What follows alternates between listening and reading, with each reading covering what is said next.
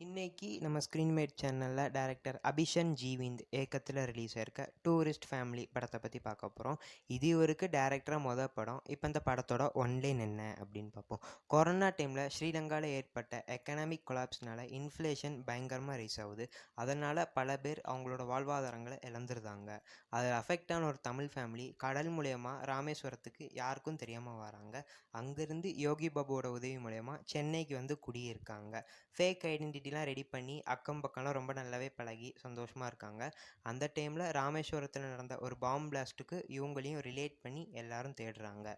So இதுக்கப்புறம் என்ன ஆச்சு, அவங்க ஐடென்டிட்டியை ரிவீல் பண்ணாமல் பார்த்துக்கிட்டாங்களா இல்லையா அப்படிங்கிறதான் படத்தோட மொத்த கதையே. கேஸ்டிங்கை பொறுத்த வரைக்கும் சசிகுமார், சிம்ரன் இவங்க 2 பேரும் பேராக நடிச்சிருக்காங்க. அப்புறம் யோகி பாபு, எம்எஸ் பாஸ்கர், ரமேஷ் திலக், பகவதி பெருமாள், மிதுன் இவங்க எல்லாரும் எக்ஸ்ட்ராடினரியாக நடிச்சிருந்தாங்க. அதுலேயும் குறிப்பாக அந்த சின்ன பையனாக நடித்த கமலேஷ் ரொம்பவே மாசாக நடிச்சிருந்தான். அவனால தான் முழு படத்தோட காமெடி மீட்டரும் ஹையில் இருந்துச்சு அப்படின்னு சொல்லணும். ஆக்டிங் ஆகட்டும், டைலாக் டெலிவரி ஆகட்டும், டான்ஸ் ஆகட்டும், இது எல்லாமே அவ்வளோ சூப்பராக இருந்துச்சு. மியூசிக்கை பொறுத்த வரைக்கும் ஆஸ் யூஷுவல் ஷான் ரோல்டன் ரொம்பவே நல்ல மியூசிக் போட்டிருந்தாரு. சினிமோட்டோகிராஃபி ஆகட்டும், டைலாக்ஸ் ஆகட்டும், இதெல்லாமே அவ்வளோ சூப்பராக இருந்துச்சு.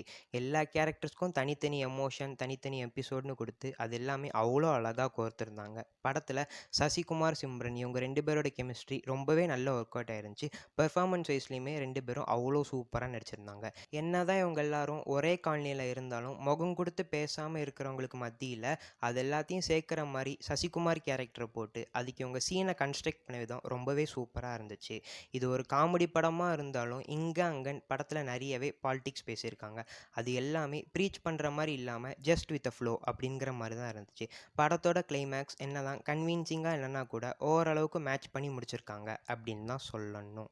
ஒன்லைனுக்கு நெருக்கமான சீன்ஸ் இன்க்ரீஸ் பண்ணி நான் மேலே சொன்ன எபிசோட்ஸை கொஞ்சம் ட்ரிம் பண்ணியிருந்தா இது ஒரு பெர்ஃபெக்டான படம் அப்படின்னே சொல்லிடலாம். இப்போவும் எந்த வகையிலையும் குறையலை. நம்மளை பொறுத்த வரைக்கும் இது ஒரு நல்ல படம் தான். இப்போ இந்த படம் தேட்டர்ஸில் ரிலீஸ் ஆகிருக்கு. ரொம்ப நாளைக்கு அப்புறம் ஒரு நல்ல காமெடி படம் பார்க்கணுன்னு ஆசைப்பட்டீங்கன்னா இந்த படத்தை போய் பாருங்கள். தேங்க்யூ.